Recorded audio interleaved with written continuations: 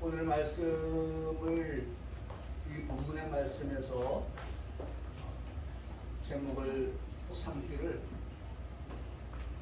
예수님 탄생의 큰 기쁨이라고 하는 제목으로 정말 이 성탄절에 성도된 우리들이 이 성탄절의 기쁨을 어디에서 그리고 무엇에서 찾아서 진정한 기쁨을 갖고 성탄을 맞이할까 하는 그런 고민을 하게 되었습니다. 정말 성탄절 우리에게 기쁜 날인가? 무엇 때문에 우리가 기뻐하는가? 무엇으로 인하여서 기뻐하는가에 대한 질문을 해보고, 그리고 나 자신을 보면서 이 성탄절을 맞으면서 나는 정말 이 성탄절에 기뻐하는가? 정말 기쁨이 있는가? 그런 생각을 해보게 됩니다.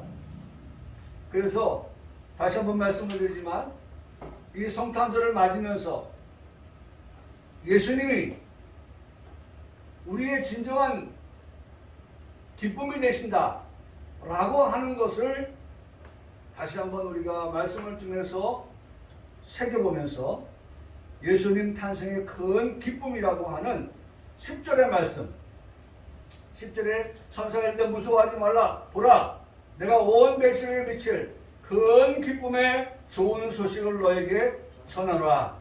이 말씀에서 예수님 탄생의 큰 기쁨이라고 하는 제목으로 함께 말씀의 은혜를 나누려고 합니다. 오늘 8절의 말씀에 보니까 그 지역에 목자들이 밤에 밖에서 자기 양떼를 지키더니라고 말씀하고 있습니다. 유대 땅 베들레헴에서 발생한 사건입니다. 요셉이 마리아와 약혼을 한 상태에서 호적하러 지금 유대 땅 베들레헴으로 올라가고 있습니다. 이때 이미 마리아는 잉태하여 있었습니다. 시점을 잘 봐야 됩니다. 마리아는 이미 잉태하여 있었다는 겁니다. 요셉과 마리아 사이에서 잉태되어진 잉태가 아닙니다. 마리아와 요셉이 약혼을 하였으나 동거하지 아니하였다. 동거하기 전에 마리아에게 잉태되었다. 첫째, 동거라는 말이 나왔어요. 동거. 그러니까 동거하기 전에 마리아의 몸에 아기가 잉태된 것입니다. 요셉과 마리아가 두 번째, 동침하지 아니했다라고 말씀합니다. 그러니까 동거도 없고, 동거하지도 않았고, 동거하기 전이었고, 그 다음에 동침하지도 아니했는데 마리아에게서 아기가 잉태되었다는 사실입니다. 그리고 아들을 낳았습니다. 그리고 그 아들의 이름까지도 이름을 예수라 하였습니다. 예수님의 출생이 신기하다고 표현하기보다 신비롭다라고 표현을 좀 격상하는 것이 맞겠다라는 생각을, 신기한 것, 신기한 것, 그것보다는 좀 더 신비로운 그러한 예수님의 그러한 출생을 말씀해 주고 있습니다. 참으로 놀랍고 놀라운 출생입니다. 일반적인 출생과는 다른 그러한 특별한 출생이었다는 것입니다. 동거, 동침 하지 않았는데 어떻게 잉태될 수 있었다는 말입니까?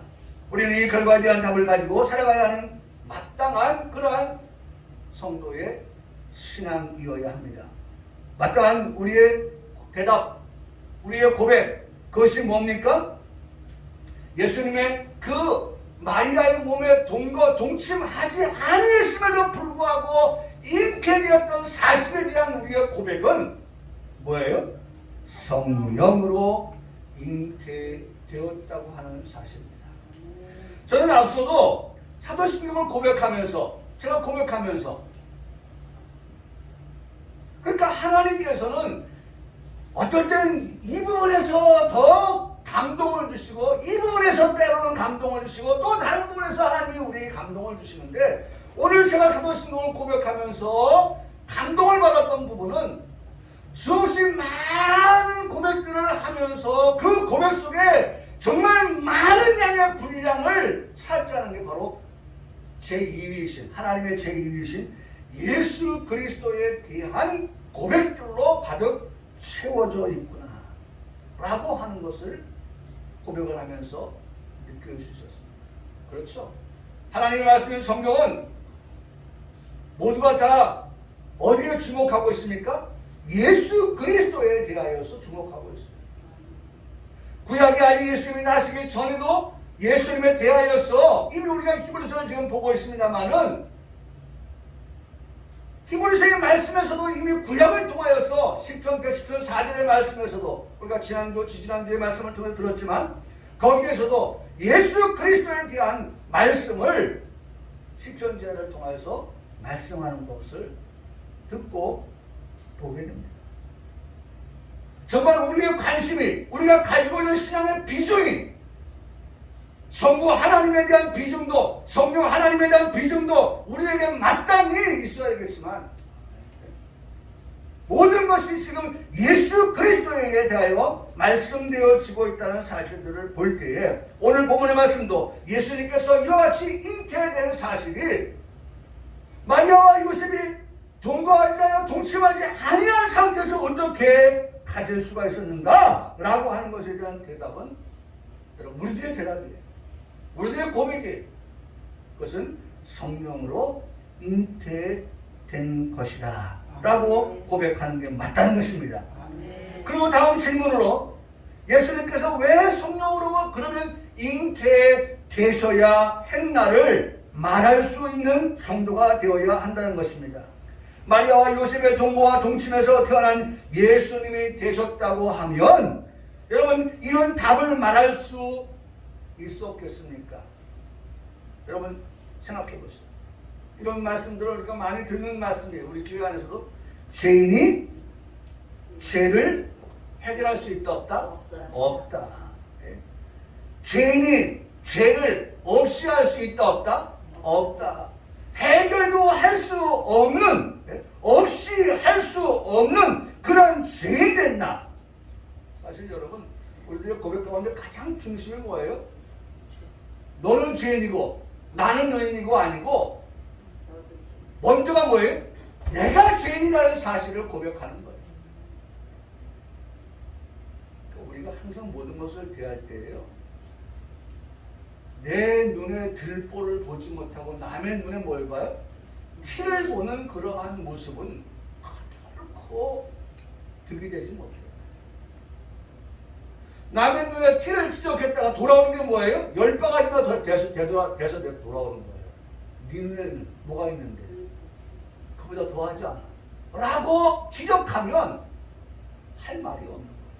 그래서 항상 우리가 신앙의 기본은 이 말씀의 모두가 다 누굴 향해서? 나를 향해서, 우리라고 포괄적으로 말하지만 결과적으로 하나님이 나를 향하여서 이렇게 말씀하고 계시다라고 하는 것을 우리가 항상 생각하면서 말씀을 들어야 그 말씀이 내게 주시는 말씀이고 은혜가 되어지는 말씀이 되어진다는 것입니다.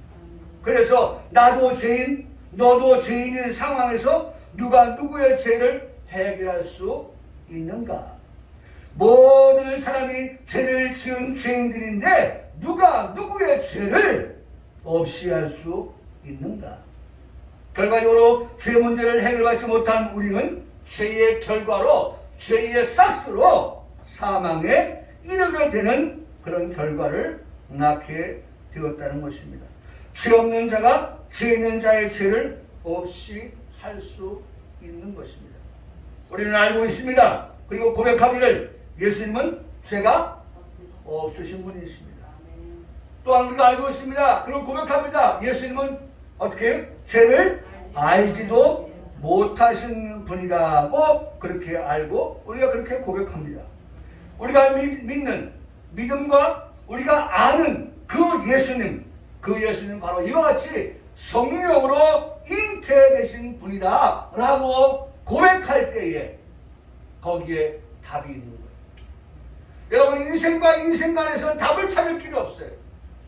근데 인생을 뛰어넘어서 성령으로 잉태되신 예수 그리스도를 우리가 만날 때 거기에서 문제의 답을 얻을 수 있게 되어진다는 것입니다. 여러분, 예수님은 성령으로 잉태되신 분이다 라고 하는 것을 우리가 기억하고 그래서 다른 거야. 성령으로 잉태되신 예수님은 예수라 하라 그렇게 이름을 지어줬습니다. 이 예수라 하라 하는 이 말씀에서 예수 이는 자기 백성을 그들의 죄에서 구원할 자로 보내심을 받아서 오신 분이시다 라고 하는 것입니다. 다시 말씀을 드리면 성육신 하신 예수님을 말씀합니다. 한 분밖에 이 문제를 해결자 예수님 한 분밖에 없으시다 라고 하는 것입니다. 이 사람 저 사람이 문제 해결자로 나타났다면 찬송가 80장에 나와 있는 귀하신 이름 예수님이 귀하게 과연 여겨질까? 아니, 이 사람도 그거 해결할 수 있고 이 사람도 해결할 수 있고 아니 뭐 여기저기서 뭐 나도 해결사야, 나도 그 문제 해결할 수 있어. 그럼 과연 예수님이 그렇게 귀하게 여겨질까? 돌아가셔서 한번 찬송가 80장이 1절, 2절, 3절로 구성되어져 있는데 한번 그 가사를 한번 봐보세요. 우리가 정말 예수님이 귀하다고 하는 것이 그냥 입술로만의 그 고백이 아니에요. 이런 이유 때문에 정말 예수님은 귀한 이름을 가지신 분이다 라고 그렇게 고백할 수밖에 없게 한다는 것입니다. 여러분, 한 사람밖에 없습니다. 한 사람 예수님께서 순종하심으로 얻게 되어진 결과가 있습니다. 사실 예수님의 순종이라고 하는 것은 예수님은 하늘 영광 보좌에 앉아 계시는 그러한 예수님, 그러나 그런 예수님이 순종하심으로 이 땅에 오셨습니다. 물론 지금은 다시 영광의 보좌에 앉아 계십니다. 우리가 히브리서의 말씀을 통해 은혜 받은 말씀이 있습니다. 히브리서 7장 25절에 영광의 보좌에 앉아 계신 예수님은 지금 이 시간 저와 여러분을 위하여서 간구하시느니라. 지금 예수님은 이 땅에 오셔서 십자가에 죽으실 뿐만 아니라 다시 살아나셔서 다시 예수님의 본래의 자리에, 영광의 자리에 앉아 계시는데 그냥 앉아 계시지만 않고 우리를 위하여서, 저와 여러분을 위하여서 어떻게 해요? 지금도 간구하고 계신다. 누군가 널 위하여, 누군가 기도, 그 누구예요?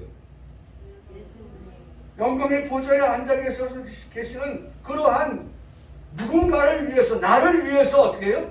간구하시는 그 주님이 나의 주님이라는 거예요. 나의 주, 나의 하나님. 그 나의 주, 나의 하나님은 나를 위하여 간구하실 때에 우리는 그 예수님을 두고서 중보자 예수님이다 라고 그렇게 고백하는 것입니다. 또한 예수님은 어떤 순종을 보이셨습니까? 십자가에서 죽기까지의 순종을 보이신 분이십니다. 여러분, 죽는 것이 쉬운 일이 아니에요. 그래서 그런 말이 있잖아요. 인명은 제천이다. 인명은 제천. 사람의 목숨은요, 어디에 달려있어요? 하늘에. 하늘이라고 표현하지만 누구에게? 하나님께 달려있는 거예요. 생사, 화, 복의 모든 것들이 다 하나님에 의해서 되어진다고 하는 것을 우리는 고백하지 않습니다. 고백하지 않아요. 하나님의 뜻에 달려있다. 살릴 자를 살리시고 죽을 자를 죽이시는 하나님이 되신다. 예수님이 이 땅에 오신 이유가 하늘의 밀이 되어 땅에 떨어져 죽지 않으면 하늘 그대로 있고 죽으면 많은 열매를 맺느니라 라고 요한복음 12장 24절에 말씀하고 있습니다. 할렐루야. 네. 많은 열매를 맺기 위하여 예수님은 지금 하늘의 밀이 되어 주셨다는 것입니다. 네. 많은 열매 가운데 저와 여러분이 포함되어 있다는 사실을 인정하십니까? 네. 여러분, 이 같은 사실들에 대하여서 오늘 본문은 이 사실을 알게 된 사람을 지목하고 있어요. 목자들입니다. 이런 어마어마한 비밀에 대하여서 알게 되어진 목자, 그들은 영광을 얻은 자들입니다. 이 목자들에 대한 이미지가 여러분들이 가지고 있는 이미지를 깨트리는 그런 이미지가 되는지 모르겠지만은 저도 설교를 준비하면서 자료를 찾아보니까 참 그랬겠구나. 그래서 요한복음 10장의 말씀이 거기에서 나왔겠구나. 거기에서부터 출발되어서 그런 것들을 말하게 되었구나 라고 하는 생각을 하게 되었습니다. 이 미시나에 따르면 목자라고 할 때 목자들에게 좋은 그런 이미지만을 그렇게 말하지 않고 목자, 그들은 부정한 직업을 가진 사람 중에 한 사람이다 라고 그렇게 미시나에 기록되어져 있는 것을 볼 수가 있어요. 부정한 사람들, 부패한 사람들, 이 목자에 대한 인식이 그랬다는 거예요. 그 중에 가장 큰 이유, 그들은 안식일을 제대로 지키지 못했다는 거예요. 목자들은 안식일을 제대로 지키지 못했다는 거예요. 제일 첫 번째 이유, 사람이야 안식일이 되면 안식일을 지킨다고 하지만 그들이 지금 뭘 지키고 있어요? 양을, 염소를 지키는 목자 아닙니까? 그런데 짐승은 안식일이 있어요? 안식일이 없는 거예요.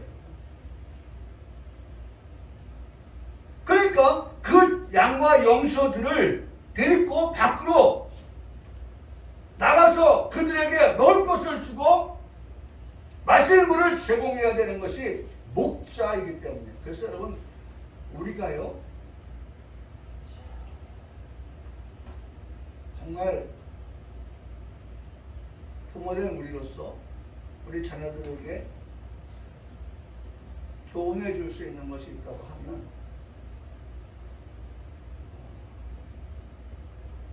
직업을 얻음에 있어서 조금 덜 벌더라도 주의를 성수하는, 할 수 있는 그러한 직업을 선택해야 된다 라고 권면해주는 부모가 되어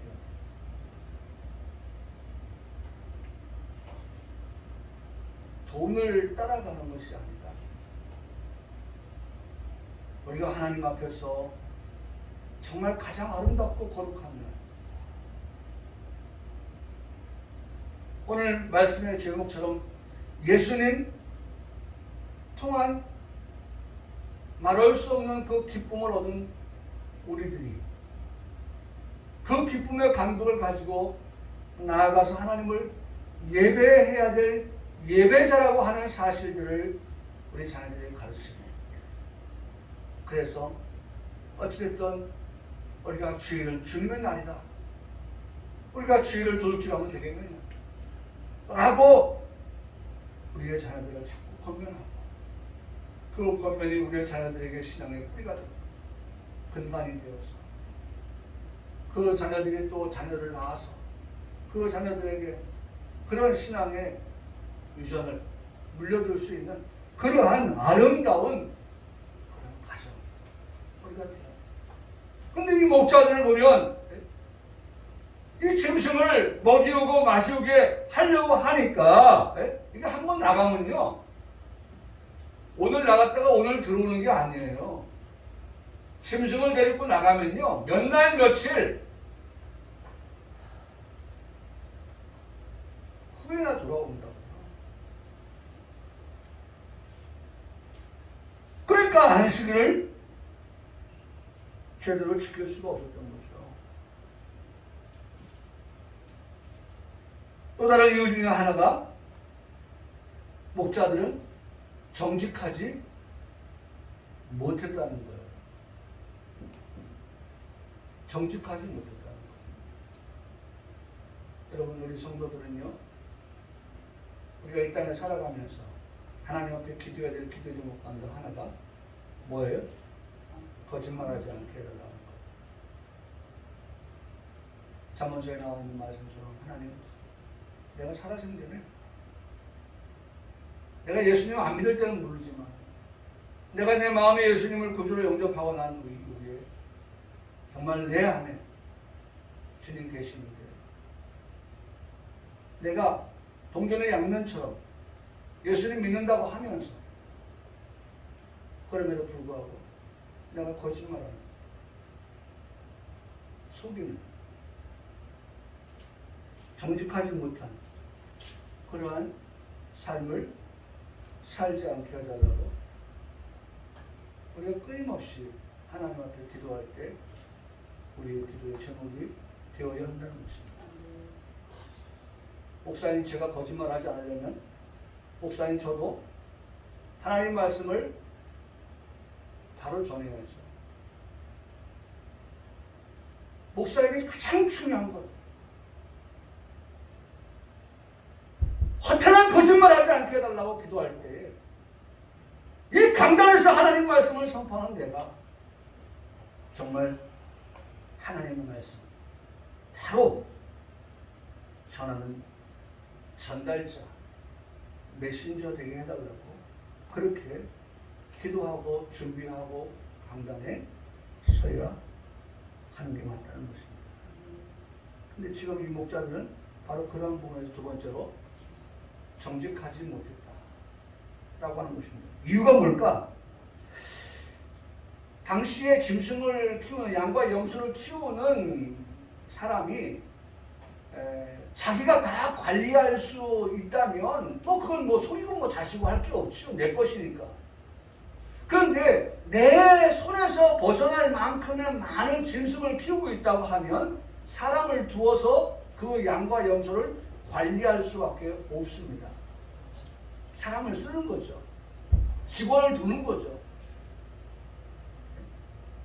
그래서 일정 부분의 양과 염소를 그 직원에게 맡겨서 그 양과 염소를 지키도록 그렇게 합니다. 그런데 그렇게 할 때 계약서를 쓰거든요. 계약서를 써요. 계약서는 두 가지로 쓰는데 이렇게 씁니다. 구두로만 서로 이야기하지 않고 계약서를 작성하는데 양과 염소가 임신하면 목동들은요 수태한 양과 염소의 등에다가 색을 칠한다는 것입니다. 색이 칠해진 양과 염소에게는 젖을 짜내지 않도록끔 하였다는 거예요. 섞은 목자들이 암양이나 암염소의 등을 색을 칠하지 않는다면 대규모의 목축을 하는 주인은 얼마나 많은 양과 염소가 새끼를 낳았는지에 대한 부분들을 파악을 할 수가 없다는 거예요. 그러면 파악 안 되는 상황에서 새끼를 몇 날 며칠 밖에 주인 안 보는 데서 벌어지는 이와 같은 일들에 대하여서 이 직원이 그 새끼를 어떻게 할 수 있어요? 네, 몰래 자기 것을 집에다 갖다 놓는 거예요. 자기 것을 삼는 거예요. 그럼 두 번째 계약의 조건이 당신이 내 짐승을 관리를 하지만 지키지만 그러나 짐승보다는 왜냐하면 밖에는 뭐가 많아요? 이 양을 노리는 많은 맹수들이 있습니다. 그렇죠? 그 맹수들의 공격을 받을 때에 짐승도 중요하지만 누구 생명이 더 중요해요? 목자의 생명이 더 귀하니 그때는 당신의 생명을 우선으로 하는 것을 원칙으로 한다 하고 계약서를 쓴다는 거예요. 자, 그러면 뭐 CCTV를 달아놓고 있는 것도 아니고 가서 뭐라고 말하니까 아이고 어젯밤에 맹수가 와가지고 몇 마리를 잡아먹었어요 라고 한다는 거예요. 그리고 그 거짓말이죠. 그 거짓말한 것에 대한 결과는 어떻게 해요? 자기 것을 잡는 거예요. 이런 일이 비일비재했다는 거예요. 이런 일이. 그래서 정직하지 못한 목자들이라고 그렇게 평가를 받았다는 것입니다. 계약의 허점과 그러한 여러 가지 일들로 인해서 그야말로 목자들이 고용된 목자들이 썩은 목자들이 되는 그러한 일들이 요한복음 10장에서 잘 설명되고 있는 것을 볼 수 있습니다. 그런데 아이러니하게도 유대 땅에서 예수님의 탄생에 대한 첫 소식을 들판에서 양을 치던 목자들이 듣게 되었습니다. 지금까지 우리가 들었던 그런 것들을 생각하면 어떻게 그런 자들에게 거룩하신 하나님의 아들 예수 그리스도의 탄생의 그 거룩성을 그런 부정하고 정직하지 못한 그런 사람들에게 전할 수 있을까라고 하는 참으로 불합리한 그런 생각을 우리가 하게 되어지는데 여기서 중요한 단서를 얻습니다. 여기서 중요한 단서. 오늘 성경 본문은 예수님의 탄생의 소식을 듣게 된 그들이 관리자로서 고용된 자로서의 그러한 양떼를 지키는 목자가 아니라 여러분 뭐라고 말씀했습니까? 그 지역에 목자들이 밤에 밖에서 무슨 양떼예요? 자기 양떼였던 거예요. 자기 양떼였던 거예요. 이 말씀이 너무 중요한 거예요.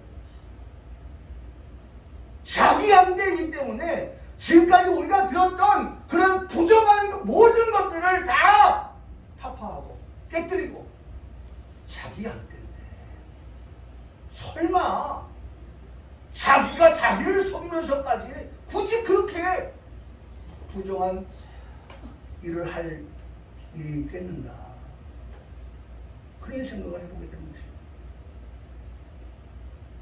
예수님께서 자신을 두고 하신 말씀 우리 평강교회 성도들이 기억할 수 있기를 원합니다. 요한복음 10장 7절에 예수님이 이렇게 말씀하셨어요. 나는 양의 문이니 라고 말씀하셨습니다. 한번 따라 하시겠습니다. 나는 양의 문이니. 나는 양의 문이다. 여러분, 오늘 우리가 은혜를 받기 위해서 들어온 것이 어디입니까? 문이에요. 문을 통과해서 들어왔어요. 성막에서는 가장 제일 먼저가 나타나는 게 문이에요. 문을 통과해서 뜰을 지나서 성소와 지성소를 들어가 하나님을 만나는 그 첫 번째 관문이 문이에요. 여러분, 하나님을 만난다고 하는 것은 문을 통과해야 되는 거예요.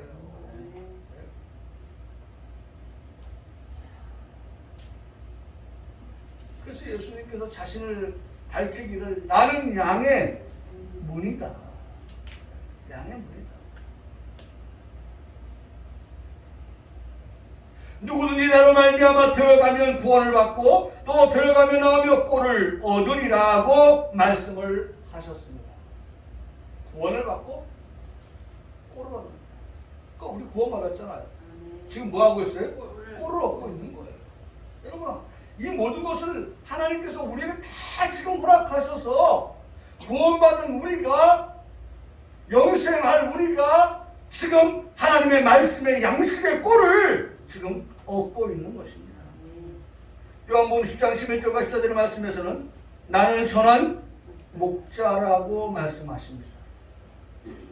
요한복음 10장 11절과 15절의 말씀에서는 나는 선한 목자는 양들을 위하여 목숨을 버리노라.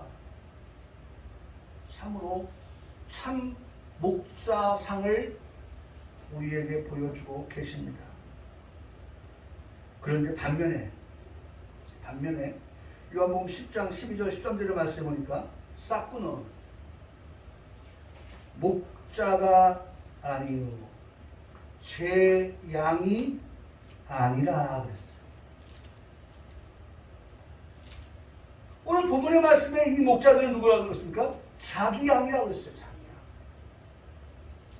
싹꾼들은 목자도 아니라고 그랬어요.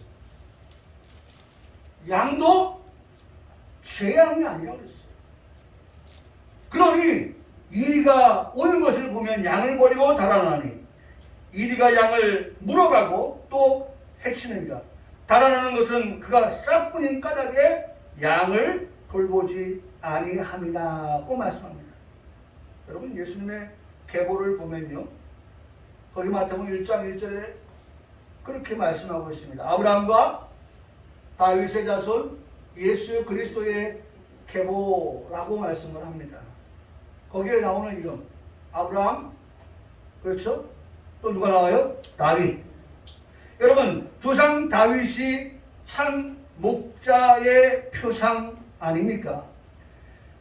사무엘상 17장 34절하고 36절의 말씀에 보면 다윗이 사울에게 말하되 지혜종이 아버지의 양을 지킬 때에, 거기도 지혜종이 아버지의 양을 지킬 때 참 목자상을 다윗을 통해서 우리가 보게 되는데, 양을 지킬 때 사자나 곰이 와서 양떼에게서 새끼를 물어가면 내가 따라가서 그것을 치고 그 입에서 새끼를 건져내었고 그것이 일어나는 날을 헤아리고자 하면 내가 그 수염을 잡고 그것을 쳐 죽였나이다. 주의 종이 사자와 곰도 쳤은즉, 이렇게 다윗이 사울 왕에게 블레셋 골리앗을 향하여 나가려고 할 때에 그와 같은 말씀을 했던 것을 듣게 됩니다. 자신의 목숨을 다 바쳐서 양을 지켰던 다윗의 모습, 예수님의 모습과 다를 바가 없습니다. 다만 예수님께서는 하나님의 소유된 우리 인생들을 살리시기 위해서 자신의 생명을 조금 더 귀한 것으로 여기지 않으셨던 모습을 우리에게 보여주셨습니다. 예수님께서 담대하게 말씀하십니다. 요한복음 10장 17절로 18절에 내가 참 말씀의 은혜가 됩니다. 내가 내 목숨을 버리는 것은, 여러분, 버리는 게 쉬운 일이 아니라니까요. 내가 내 목숨을 버리는 것은 그것을 내가 다시 얻기 위함이니 이로 말미암아 아버지께서 나를 사랑하시느니라. 이를 내게서 빼앗는 자가 있는 것이 아니라 내가 내 목숨을 누가 빼앗아서 내가 내 목숨을 잃는 게 아니다. 그럼 뭐냐? 내가 스스로 버리는 것이다. 예수님이 힘이 없어가지고 침략을 당하고 그래서 빼앗기는 그런 예수님의 목숨이 아니라 아무리 로마의 그 폭정 앞에 예수님이 그렇게 십자가에 달리셨지만 그 과정에서 보여줬던 그 예수님의 모습은 사실은 이 말씀을 적용하여 생각해보면 힘없는 예수님이 그들의 총칼 앞에서 무력 앞에서 힘 앞에서 권력 앞에서 무참하게 그렇게 무릎을 꿇고 그렇게 예수님의 처참한 십자가의 죽음을 당하셨다라고 하는 것이 아닌 것을 우리에게 말씀해 주십니다. 예수님은 스스로 누굴 위해서? 나를 위해서 예수님 당신의 목숨을 어떻게 했어요? 버리셨다. 나는 버릴 권세도 있고 다시 얻을 권세도 있으니 이 계명은 내 아버지에게서 받았다라고 말씀하시는 것을 듣게 됩니다. 본문의 말씀으로 돌아와서 8절 말씀에 목자들이 양떼를 지킵니다. 그렇죠? 낮에는 물론이거니와 여러분 본문에 때는 어떤 때입니까? 밤이라고 했습니다. 낮에도 밤에도 밤낮을 가리지 않고 목자는 양떼를 지키는 일을 하였습니다. 그래도 우리 희재 청년한테도 그런 얘기했지만 옛날에는 목사님들이 구두끈도 안 풀고 살았다. 구두끈도 안 풀고 신발끈도 풀지 않았다. 언제 성도들에게 전화가 올지 몰랐어. 항상 교육. 지금은 안 그렇다. 많이 바뀌었다.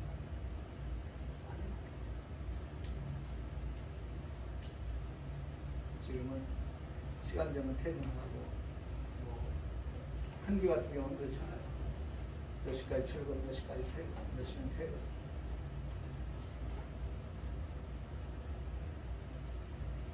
오늘 이 목자를 보니까 낮과 밤이 없어요. 양떼를 지키는 일을 위해서 밤낮을 가리지 않았어요.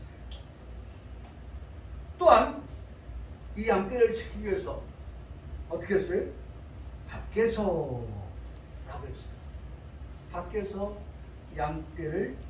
양떼들과 함께 있었다는 것입니다. 2021년 성탄절 기온이 많이 떨어졌습니다. 제가 오늘 확인해 보니까 영하 12도, 마이너스 12도입니다. 체감 온도가 마이너스 21도라고 합니다. 이런 날에 밖에 우리가 얼마나 머물러 있을 수 있을까? 양들을 지키는 목자는 이런 밤의 추위 속에서도 자기 양떼를 지키기 위해서 양들과 함께 있었다는 것입니다. 사명이죠. 사명입니다.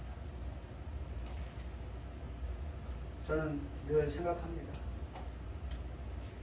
우리 요한 집사님이 오늘 하루 일을 하려고 세우는 계획들은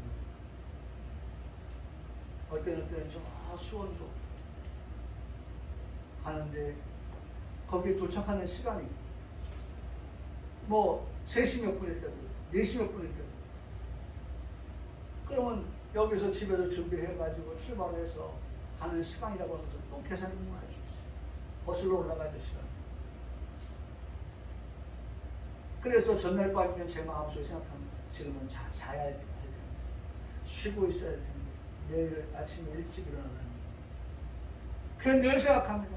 쉬러 가서 저렇게 졸고 해도 하나님 만성적인 저 피곤, 주의 성전에 나와서 저렇게 참 예배하면서 은혜 받으면서 준다는 거 하나님 사랑해 주세요. 그게 뭐 어제 오늘 일만이 아니잖아요. 한 달 사이 이루어진 일이 아니에요.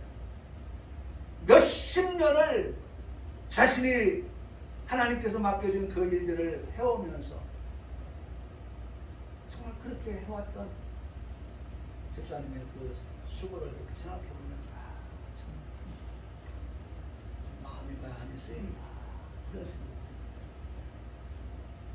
목자들의 사명입니다. 가리지 않았어요. 양떼를 지키는 것이라면 시기와도 상관없이 밖에서 양들도 함께 했어요. 자신의 사명이 무엇인지 명확하게 알고 있는 목자들이었습니다. 이들에게 구세주 예수님의 탄생의 소식을 알리신 것입니다.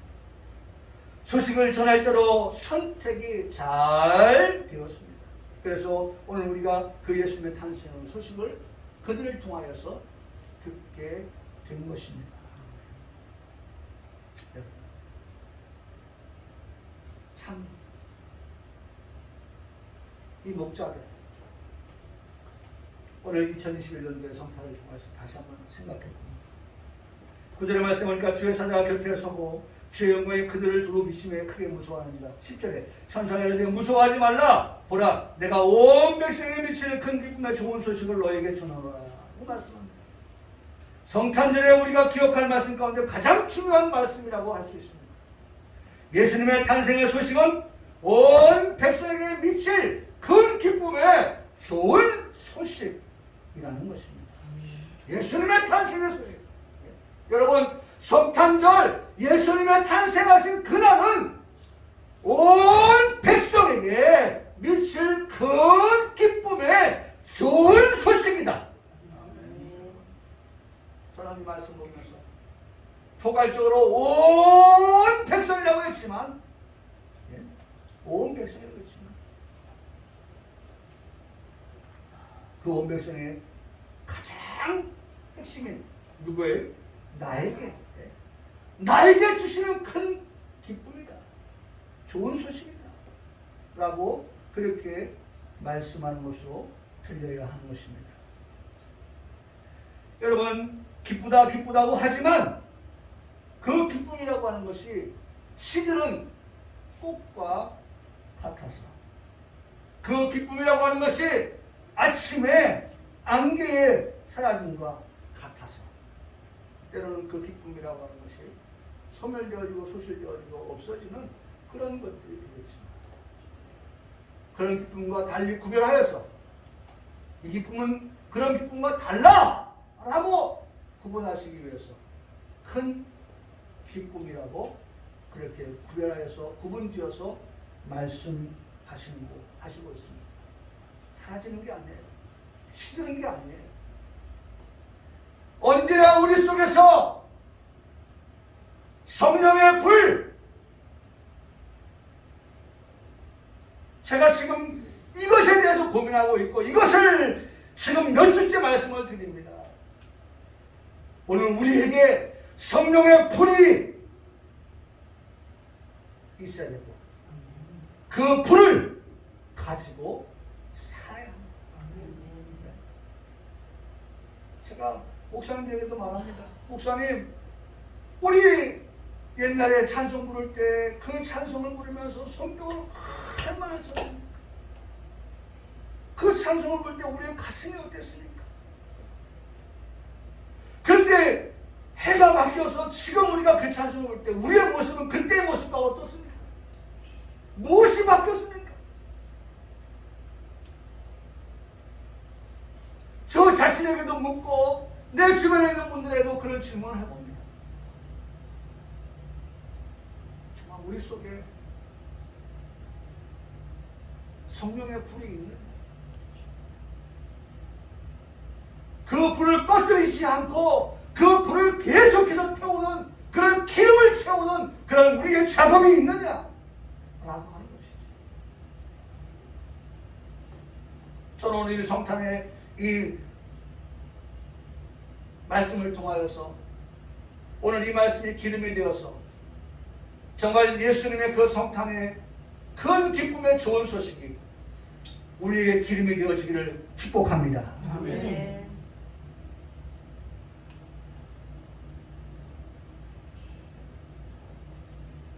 온 백성에게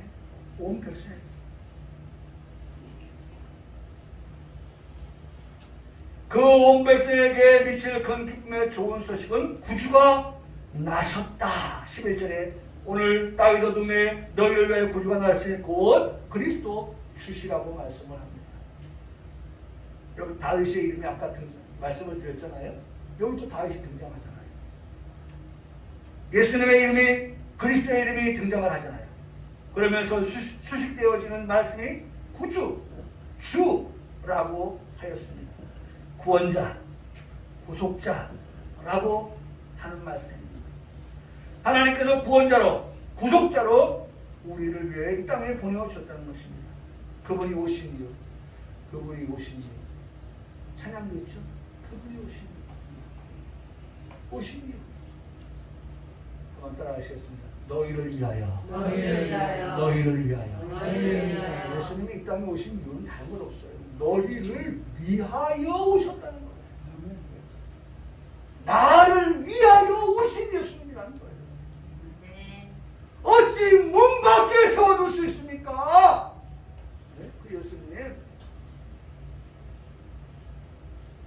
오직 답답하시면 예수님께서 문을 두드리셔서 문 좀 열어다오. 문 좀 열어다오.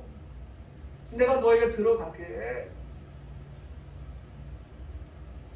하늘의 영광의 보좌를 버리고 이 땅에 오신 예수님께서 너희를 위하여 오셨다고 말씀하시는데 오늘 우리가 문을 열지 않고 그 예수님은 문 밖에 세워둘 수 있습니까?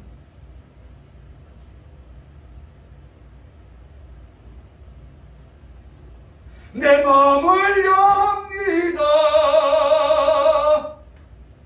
곧 오셔서 내 마음을 어떻게 해요? 좌정해 주세요. 할렐루야. 내 안에 좌정해 주세요. 내 안에 주인이 되어 주세요.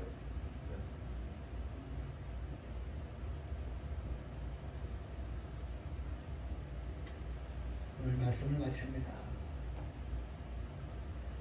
여러분 오늘 말씀 정말 예수님 성탄절 코로나 때문에 우리가 그렇게 많이 좀 밝지는 않지만 그러나 여전히 성탄절은 우리에게 큰 기쁨의 좋은 소식.